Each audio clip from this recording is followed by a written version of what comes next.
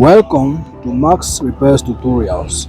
In today's video, I'm going to show you how to hard reset Infinix Smart 9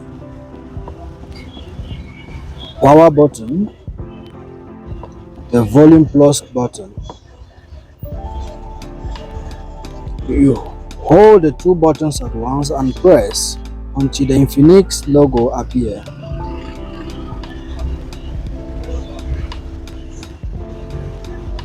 Yes, leave the power button and keep holding the volume plus button. Good.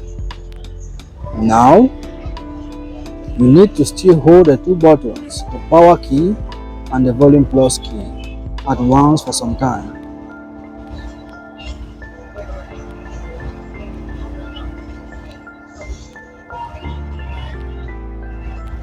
Great.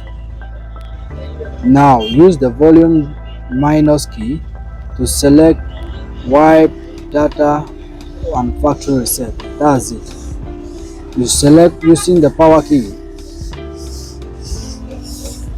You press power key. Good.